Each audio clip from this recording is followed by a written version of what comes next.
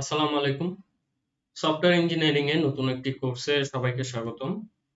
আজকে আমি lecture 0 start করতে যাচ্ছি সফটওয়্যার ইঞ্জিনিয়ারিং কোর্সের কোর্স ওভারভিউ। শুরু করা যাক।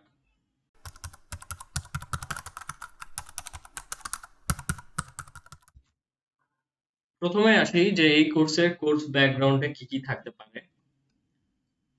প্রথমেই বলে নেই যে এই কোর্সে আমরা জানতে পারবো সফটওয়্যার লাইফ সাইকেল কি, একটা সফটওয়্যারের লাইফ স্পেনে সফটওয়্যারটা কিভাবে তৈরি হচ্ছে, কোন প্রসিডিউর ফলো করে এই সফটওয়্যারটা বানানো হচ্ছে এবং এই সফটওয়্যারটার পুরো লাইফ সাইকেল নিয়ে আমরা ডিসকাস করার চেষ্টা করব। তারপর ডিসকাস করব যে সফটওয়্যার বানানোর জন্য কি কি রিকোয়ারমেন্টস লাগে, সেই ফিল্ডটাকে আমরা বলতেছি রিকোয়ারমেন্ট ইঞ্জিনিয়ারিং। তারপর আমরা সফটওয়্যার বানানোর বিভিন্ন ডিজাইন প্যাটার্ন নিয়ে ডিসকাস করব, সফটওয়্যার টেস্টিং এবং মেইনটেইন করে কিভাবে সেটা নিয়েও আলোচনা করব এবং আমরা এরপরে আসতেছি যে আমাদের এই কোর্সের প্রি-রিকুইজিটস কি কি থাকতে পারে, এই কোর্সটা করার জন্য আমাকে প্রাইমারি কি নলেজ নিয়ে আসা উচিত। প্রথমেই আমাদের যে নলেজটা আনা উচিত সেটা হচ্ছে কম্পিউটারের ভালো মতো ইউজ জানা, basic knowledge of system analysis and design, যেটা আপনাদের প্রিভিয়াস একটা কোর্সে ছিল। এই কোর্সের যদি নলেজগুলো থাকে তাহলে সফটওয়্যার ইঞ্জিনিয়ারিং কোর্সটা অনেক ইজিলি পারা যায়। তারপরে হচ্ছে clear knowledge about popular software systems. এখন আপনারা যদি সফটওয়্যার ইঞ্জিনিয়ারিং কোর্স করার আগে যদি পপুলার সফটওয়্যার সিস্টেম কিভাবে ইউজ হয়, কিভাবে চলে, কি কি স্ট্যান্ডার্ড মেনটেন করে এগুলো না জানেন তাহলে আপনাদের সফটওয়্যার ইঞ্জিনিয়ারিং এই কোর্সটা করা বৃথা যাবে। পপুলার সফটওয়্যার সিস্টেম কি কি থাকতে পারে, যেমন এবার 2020-21, সো লাস্ট ইয়ারে পপুলার কি কি সফটওয়্যার আমরা ইউজ করছি আমাদের ডে টু ডে লাইফে। আমরা ইউজ করছি জুম ডেইলি ক্লাস করার জন্য। তারপরে ইউজ করছি টেনসেন্ট গেমসের পাবজি। সেলস ফোর্স, এটা আমরা ডে টু ডে লাইফে ইউজ করি না, বাট যারা ওয়ার্ক প্লেসে আছে তারা ডে টু ডে লাইফে ইউজ করতেছে। তারপরে মাইক্রোসফট অফিস, যেটা আমরা সবাই more or less everyday day to day life use করতেছি। সফটওয়্যার ইঞ্জিনিয়ারিং কোর্সে বিস্তারিত পর্বে আগানোর আগে আমি বলতে চাচ্ছি সফটওয়্যার ক্রাইসিস বলে একটা কথা আমাদের সফটওয়্যার ইঞ্জিনিয়ারিং এ প্রচলিত আছে। আমরা সফটওয়্যার কেন ইউজ করি? আমরা সফটওয়্যার ইউজ করি আমাদের ডে টু ডে লাইফে কোনো টাস্ক ইজি করার জন্য, বা ধরেন ব্যাংকের কাজ আগে ফাইল থাকতো, ফাইলে কাজ হইতো, সেই ফাইলের কাজগুলা অনেক ইজিয়ার হয় এখন অনলাইন ব্যাংকিং দ্বারা, সফটওয়্যার দ্বারা সেই ব্যাংকিংটা রিপ্লেস করার জন্য। আবার বলতে পারি যে আমাদের ডে টু ডে লাইফ, যেমন হচ্ছে আগে অ্যাপ্লিকেশন বা চিঠি লেখা হইতো হাতে লিখে, এর বদলে আমরা এখন মাইক্রোসফট ওয়ার্ড এগুলা ইউজ করতেছি। সো আমাদের ডে টু ডে লাইফটা আরো ইজিয়ার বানানোর জন্যই সফটওয়্যার মেইনলি বানানো হয়। কিন্তু কিছু কিছু সময় আছে যে একটা সফটওয়্যার আমাদের লাইফ টাকে ইজি করে, কিন্তু কিছু কিছু সময় ওই সফটওয়্যারের কিছু প্রবলেমের কারণে আমাদের লাইফটা আরো ডেঞ্জারে পরিণত হইতে পারে। সেগুলাকে বলা হচ্ছে যে সফটওয়্যার ক্রাইসিস। ফর এক্সাম্পল, যে আমরা যেসব সফটওয়্যার ইউজ করি, ধরেন আমরা বিকাশ ইউজ করতেছি, ঠিক আছে? এখন বিকাশে আমরা আর্থিক লেনদেন করি। এখন বিকাশের কোনো পাসওয়ার্ডের ইনফো, একটা ইউজারের ইনফো যদি র্যান্ডম কোনো মানুষের কাছে চলে যায় তাহলে তার অ্যাকাউন্ট পুরোপুরি ক্রাইসিসে চলে যাবে। তার মানে অ্যাকাউন্টের সব তথ্য পাবলিকলি যদি চলে যায় তাহলে এই বিকাশ যে সফটওয়্যার বানাইছে যে কোম্পানি, তারা অনেক একটা ক্রাইসিসে পড়ে যাবে। সো সিমিলারলি এটা একটা এক্সাম্পল, এরকম হাজারো হাজারো এক্সাম্পল আছে সফটওয়্যার ইঞ্জিনিয়ারিং এ। সো সেগুলোকে আমরা বলতেছি যে সফটওয়্যার ক্রাইসিস। আমাদের বাংলাদেশেও এরকম একটা বিরাট একটা সফটওয়্যার ক্রাইসিস ঘটনা ঘটেছিল। সেটা হচ্ছে 2016 সালের ফেব্রুয়ারি মাসে। সেখানে কি হয়েছিল? সেখানে হচ্ছে একটা ব্যাংক রবারি হয়েছিল। সেই আমাদের যেটা সিনেমায় দেখি যে ব্যাংকে কিছু গুন্ডা আসে বন্দুক ধরে তারপরে ব্যাংকের ভল্ট থেকে টাকা নেওয়ার চেষ্টা করে, সেরকম কোনো রবারি না। এই রবারিটা হয়েছে হ্যাকিং এর মাধ্যমে।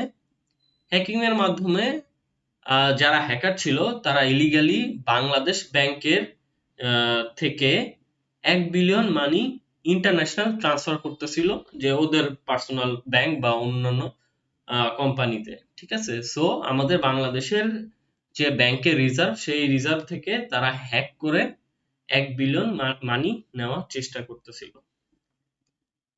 এখন আমাদের বাংলাদেশ ব্যাংকের তো সফটওয়্যার সিস্টেম 16 সালে যেরকম ছিল, মোটামুটি ব্যাংকের সিস্টেম গুলা অনেক হাইলি সফিস্টিকেটেড হয় এবং সফটওয়্যার গুলো অনেক ভালো হয়। তারপরেও এর মধ্যেও ফাঁকফোকর থেকে যায়, এই কারণেই এইসব ক্রাইসিস হইতে পারে। একটা ভিডিও লিংক আছে, সেই ভিডিও লিংকে এই ফেব্রুয়ারি 2016-তে কি ঘটনা ঘটেছিল আপনারা এই লিংকে ক্লিক করলে তা দেখতে পাবেন। এখন আসলে ওই দিন কি হয়েছিল? ওই দিন হ্যাকাররা যে সিকিউরিটি সিস্টেম আছে বাংলাদেশ ব্যাংকের, সেই সিকিউরিটি সিস্টেমটা কম্প্রোমাইজ করার চেষ্টা করে। তারা ইলিগালি 35টার মতো ফ্রডালেন্ট ট্রানজাকশন করে ফেলে এবং আহ, করার পরেও তারা সাকসেসফুল হয় 35টার মধ্যে 5টায় এবং 1 বিলিয়ন নেওয়ার চেষ্টা করে, কিন্তু আলটিমেটলি তারা নিতে পারে হচ্ছে 101 million. For a country like Bangladesh, 101 million is much amount of মানি আমাদের মতো কান্ট্রির জন্য। আচ্ছা, সো আমি একটু বলে রাখি যে কি ঘটনা আসলে ঘটেছিল সেই দিন। ফেব্রুয়ারি 2016 কোনো এক থার্সডেতে আমাদের বাংলাদেশে ছুটি হয় হচ্ছে শুক্রবার আর শনিবার, আর অন্যান্য দেশে ছুটি হয় হচ্ছে সানডেতে, স্যাটারডে অর সানডে। ঠিক আছে, এখন বাংলাদেশে ছুটির আগে যেহেতু শুক্রবার ছুটি, থার্সডে বিকালে মানুষ একটু সিরিয়াসনেস কমে যায়, কারণ পরদিন 2 দিন ছুটি আছে। সো একজন বাংলাদেশ ব্যাংকের কর্মচারী তার মেইল চেক করতেছিল, মেইলে কোনো একটা বাগ ছিল বা সফটওয়্যারে কোনো কিছু ছিল, সে মেইল ওপেন করে ওইটা রেখে যায়। রেখে যাওয়ার ফলে কি হয়, ওই বাগ থেকে পুরা কম্পিউটার সিস্টেম বাংলাদেশ ব্যাংকের যেটা আছে সেটা কম্প্রোমাইজ হয়ে যায়। আর থার্সডেতে 5টা বাজে যেহেতু ছুটি, সো ব্যাংক বন্ধ হয়ে গেছে। ওইদিকে ব্যাংকের আহ, আহ, যেহেতু সিস্টেম কম্প্রোমাইজ, সেহেতু সব কাজ চলতেছে, ট্রানজাকশন চলতেছে, কিন্তু ভিতরে কোনো কর্মচারী নাই, কারণ ফ্রাইডেতে হলো ছুটি।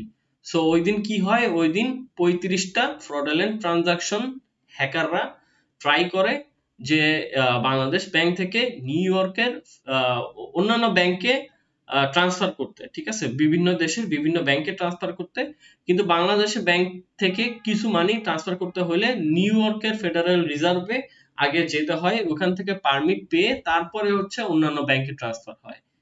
এখন ফ্রাইডেতে ওরা এতগুলা ট্রানজাকশন দেখে বাংলাদেশ ব্যাংকে কল করে বাংলাদেশ ব্যাংকে পায় না, কারণ হচ্ছে বাংলাদেশ ব্যাংকের ফ্রাইডেতে ছুটি।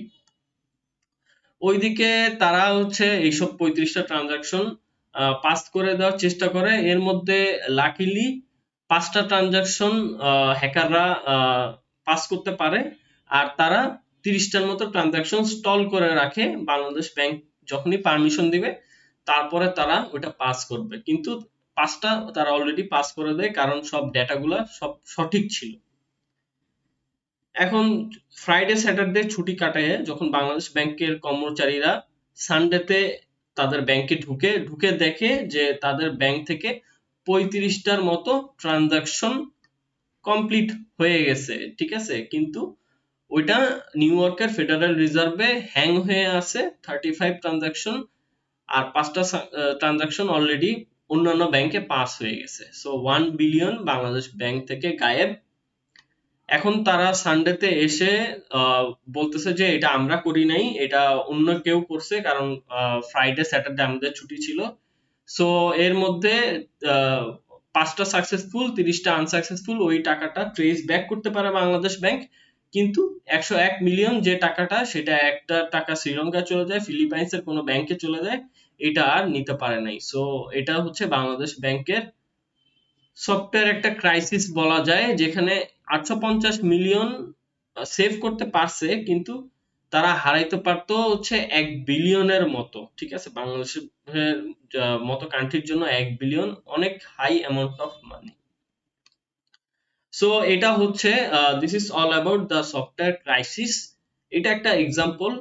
এখন এরকম এক্সাম্পল আমাদের ডে টু ডে লাইফে আমরা যে সফটওয়্যার গুলো ইউজ করি তার মধ্যেও এইসব ক্রাইসিস থাকতে পারে। এখন আসতেছি গ্লাসেস ল।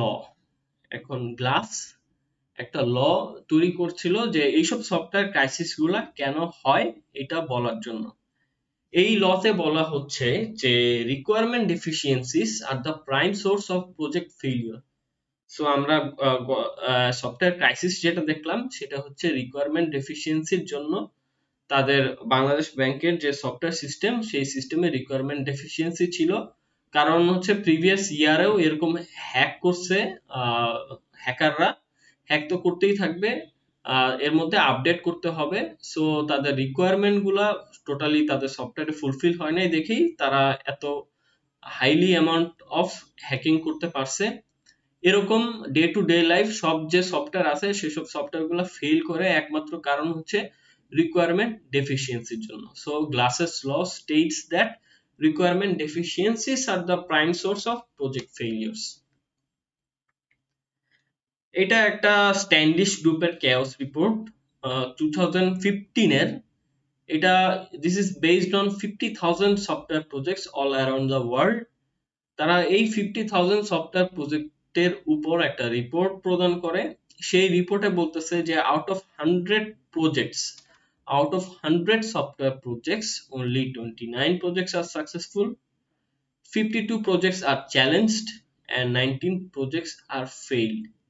তার মানে হচ্ছে 100টা প্রজেক্টের মধ্যে 29টা প্রজেক্ট ভালোভাবেই চলে যায়, সাকসেস হয়। 52 প্রজেক্ট অনেক আস্তে ধীরে ফেল করতে করতে লাস্টে কোনো মতে পার পেয়ে যায়, মানে সাকসেসটা পাইতে পারে বা নাও পারে। আর 19 প্রজেক্ট টোটালি ব্লান্ডার, মানে টোটালি ফেল করে। সো আমরা দেখতেছি যে সফটওয়্যার ইঞ্জিনিয়ারিং এত সহজ না। কারণ হচ্ছে সফটওয়্যার বানাইতে অনেক পরিশ্রম করতে হয় এবং সাকসেস রেট অনেক কম কম্পারেটিভলি অন্য জবের থেকে। সফটওয়্যার ইঞ্জিনিয়ারিং এর সফটওয়্যার বানানোর সাকসেস রেটটা অনেক কম। সো এটাও কেওস ডাটাবেজের আরেকটা ফাইল। সেখানে বলা হয়েছে যে chaos resolution by project size. একটা প্রজেক্ট কত বড় সেটার সাকসেস তারা দেখানোর চেষ্টা করতেছে। একটা প্রজেক্ট যদি অনেক গ্র্যান্ড হয়, মানে বিশাল আকারের একটা সফটওয়্যার প্রজেক্ট, ধরেন ওয়ার্ল্ড ওয়াইড একটা software project like Facebook, Amazon এগুলোর মতো, সেটার সাকসেস রেট 100টা প্রজেক্টের মধ্যে মাত্র 2টা, তার মানে 98টা প্রজেক্ট ফেলিওর হয়ে যায়। আর যদি দেখি আমরা হচ্ছে স্মল প্রজেক্ট, যে প্রজেক্টগুলো অনেক স্মল হয় সেই প্রজেক্টগুলো 100টা প্রজেক্টের মধ্যে 62 প্রজেক্টস আর সাকসেসফুল। সো স্মল প্রজেক্টের জন্য আমরা সাকসেস রেট ভালোই আছে এবং ফেলিওর রেট কমই আছে, কিন্তু যত বড় প্রজেক্ট যাই আমরা তত সাকসেস রেট কমতে থাকবে। এটা আরেকটা ফিগার। এই ফিগারে আমরা সফটওয়্যার ইঞ্জিনিয়ারদের সফটওয়্যার ক্রাইসিসের একটা বর্ণনা দিতে পারি। এখন এই ফিগারে বলা হয়েছে যে প্রথম একটা ছবি আমরা যদি দেখি তাহলে এই ছবিতে কাস্টমার এক্সপ্লেইন করছে তার একটা দোলনার মতো লাগবে যেখানে 3টা সিঁড়ির মতো থাকবে। এখন এইটা হচ্ছে কাস্টমার ডিজায়ার করছে। এখন কাস্টমার ডিজায়ার করছে, সে একটা সফটওয়্যার কোম্পানিতে গেছে, গিয়ে বলছে যে আমার এরকম একটা কিছু দরকার। হয়তো সে ক্লিয়ারলি এক্সপ্লেইন করতে পারে নাই, বা যারা তাকে জিজ্ঞেস করছে যে আপনার কি দরকার তারা ঠিকমতো বুঝতে পারে নাই। আমরা দেখি যে একটা সফটওয়্যার কোম্পানিতে প্রজেক্ট লিডার থাকে, অ্যানালিস্ট থাকে, প্রোগ্রামার থাকে, বিজনেস কনসালটেন্ট থাকে। এখন ধরেন কাস্টমার বুঝাইতে চাইছে, প্রজেক্ট লিডার বুঝছে যে তার এরকম একটা 2টা ডালের সাথে এরকম একটা দোলনা দরকার। অ্যানালিস্ট বুঝছে আবার এরকম, ফিগারটা দেখেন, doesn't match with the first figure or the second figure, মানে প্রজেক্ট লিডার যা বুঝছে অ্যানালিস্ট তার উল্টা বুঝছে। তারপর হচ্ছে প্রোগ্রামার তো আরো মানে আরো বোকার মতো বুঝছে, কি বুঝছে আল্লাহ জানে। আর বিজনেস কনসালটেন্ট তো খুব বেশি বুঝে, সো এ বুঝছে যে আরেকটা জিনিস, ঠিক আছে। So project leader, analyst, programmer, business consultant চারজন চার রকম জিনিস বুঝছে। আর যে কাস্টমার, সেই কাস্টমার বুঝাইতে হয়তো পারে নাই, আবার হয়তো এমন হতে পারে যে তারাই বুঝে নাই, ঠিক আছে। এখন প্রজেক্ট বানাইতে হলে প্রজেক্ট ডকুমেন্টেশন করা লাগে, মানে আমরা প্রজেক্টে সব কোডে কি কি লিখতেছি ওটা একটা ডকুমেন্ট আকারে রাখতে হয়, কারণ পরবর্তীতে আমরা যদি মেইনটেইন করি বা আপডেট করি তখন ওই ডকুমেন্ট দেখে কোথায় কোথায় চেঞ্জ করা লাগবে আমরা সেটা জানতে পারবো। সো এখানে দেখতেছি যে কোনো ডকুমেন্টেশন করা নাই। এখন ইনস্টলেশনের সময় লাস্টে হচ্ছে এরকম একটা কাজ করছে, ঠিক আছে। মোটামুটি ইউজার যা চাইছে কোনো মতে গাছ দ্বারা একটা দড়ি করে দিছে, দোলনা চাইছে দোলনা দিতে পারে নাই, ঠিক আছে। এইটা ফাইনাল করছে। এখন ইউজার তো চাবেই, ঠিক আছে, ইউজার চাবে, আবার ইউজারের কাছ থেকে আমরা বিলও নিব, ঠিক আছে। সো আমরা বিল নিলাম, ইউজার চাইছে একটা দোলনা, আমরা বিল নিলাম একটা রোলার কোস্টারের। সো ধরেন হচ্ছে সে চাইছে 100 টাকার একটা পণ্য, আমরা ধরা দিলাম যে আপনার 1000 টাকার বিল, ঠিক আছে, কিন্তু দিলাম এমন পণ্য যার দাম হচ্ছে 10 টাকার মতো, ঠিক আছে। কোনো সাপোর্ট নাই এই প্রজেক্টে, মানে project leader, analyst, programmer, business consultant তাদের মধ্যে কোনো মিল নাই, তারা চারজন চার রকম বুঝে, সো কোনো সাপোর্ট নাই। আর কাস্টমার হয়তো এরকম একটা কিছু যদি পাইতো তাহলে কাস্টমার অনেক খুশি হইতো, যে এরকম একটা কিছু সে পায় নাই, সে পাইছে হচ্ছে এরকম একটা খালি দড়ি আর একটা গাছের ডাল, আর তার দোলনার মতো এইটাতে ঝুললে সে আরো খুশি হইতে পারতো মোটামুটি, কিন্তু এরকম কিছু পায় নাই। সো আলটিমেটলি সফটওয়্যার একটা ফেল করে কখন, ফেল করে যখন হচ্ছে সাপোর্ট নাই, কোনো ডকুমেন্টেশন নাই কোনো, আর প্রজেক্ট লিডাররা রিকোয়ারমেন্ট বুঝতে যখন ভুল করে।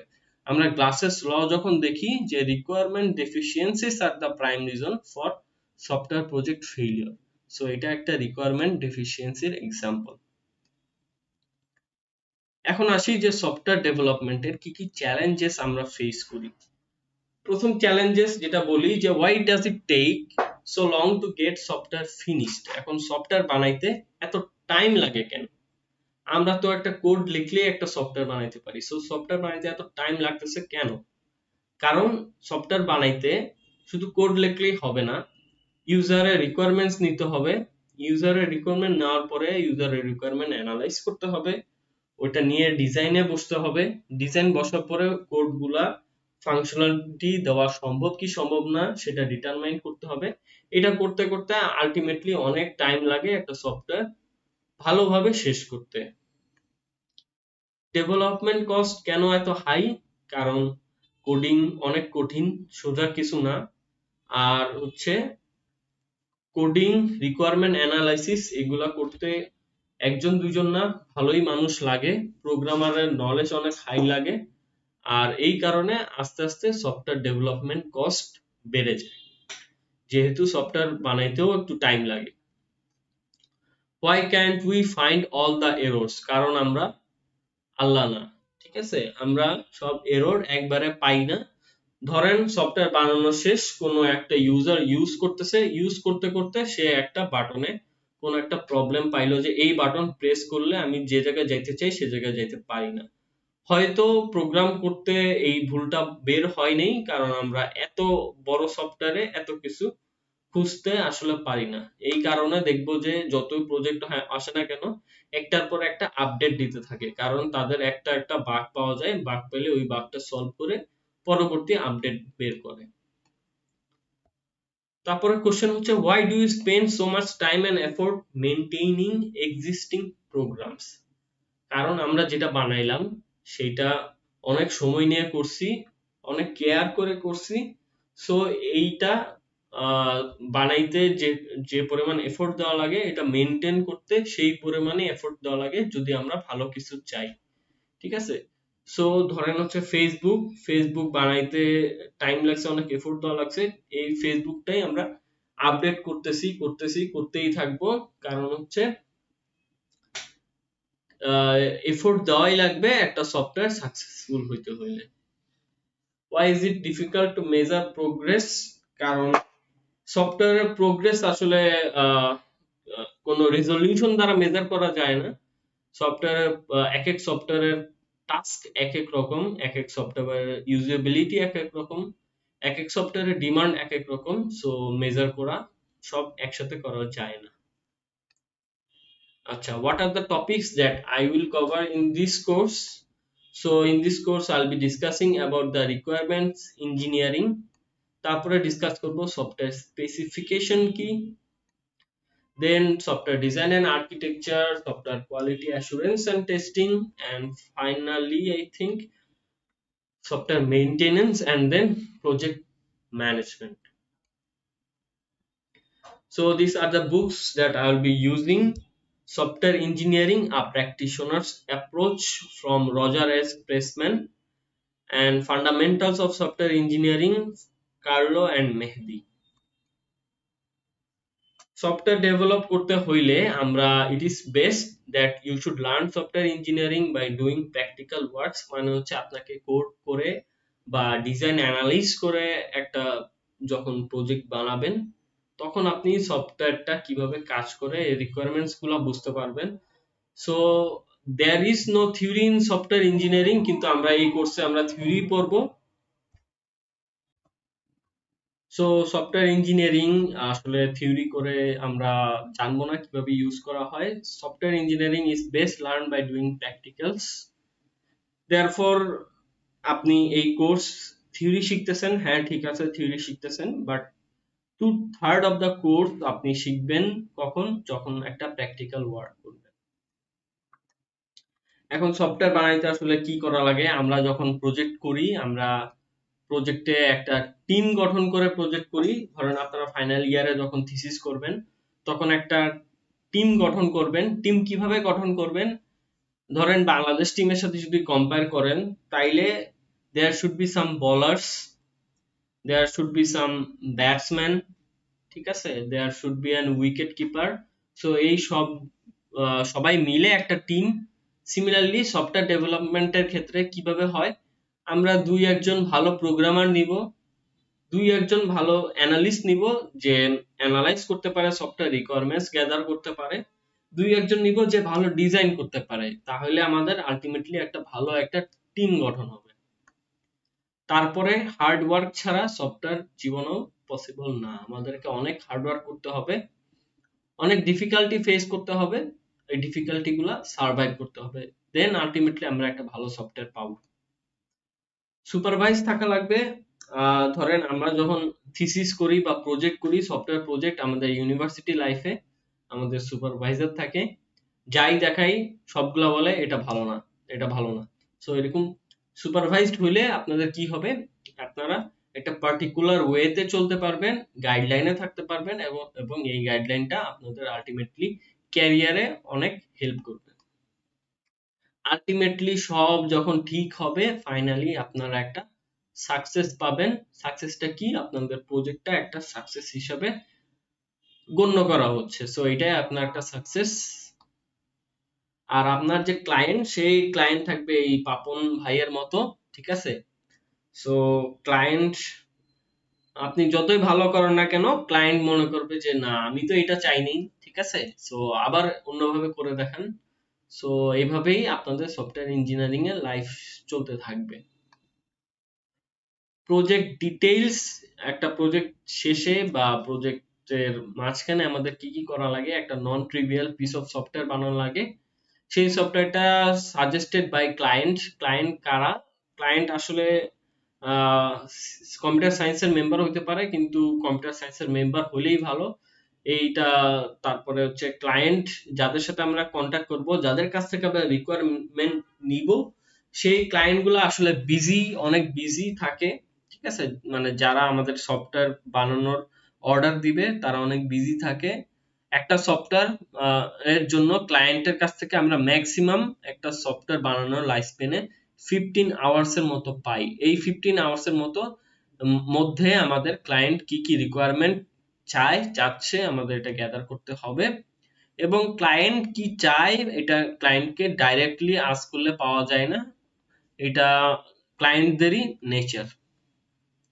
এখন সফটওয়্যার প্রজেক্ট মধ্যে বা শেষে আমরা কি কি ডেলিভারেবলস দিতে পারি। সফটওয়্যার বানানোর মাঝখানে আমরা full set of requirements, client কি কি চাই এটা বের করে ফেলতে পারি, ইউজার ইন্টারফেস ডিজাইন বের করতে পারি, আর্কিটেকচার ডিজাইন মানে নীল নকশা সফটওয়্যার বানানোর এইটা বের করতে পারি, প্ল্যান করতে পারি যে আমাদের বানাইতে কত টাইম লাগবে, কত অ্যামাউন্ট অফ সিপিইউ প্রসেসর বা পিসি লাগবে, বা কত খরচ হতে পারে, এগুলো প্ল্যান করতে পারি। তারপর একটা প্রোটোটাইপ বানাই আমরা ইউজারের কাছ থেকে নিতে পারি যে আমি এই প্রোটোটাইপটা বানাইছি, এটা দেখেন এটা কেমন লাগতেছে, এটা যদি ভালো না লাগে তাহলে আমি চেঞ্জ করব। এভাবেই আমাদের সফটওয়্যার ডেলিভারেবল কোনো ভার্সন হইতে থাকে, আলটিমেটলি আমরা ফাইনাল একটা সফটওয়্যারে চলে আসতে পারি। That's all for this lecture 0। আমি কি কি রেফারেন্স ইউজ করছি, বই থেকে কিছু ইনফরমেশন নিছি, আর হচ্ছে সার্লেট ইউনিভার্সিটির একটা স্লাইড থেকে আমি স্লাইডের ইনফরমেশন গুলো নিছি, আর গুগল আর উইকির হেল্প নিছি। আচ্ছা, if you have any questions you can question in the comment section below, or you can check out the course web page. If you like my videos, please subscribe and also share on social channel or like my social channel. Thank you.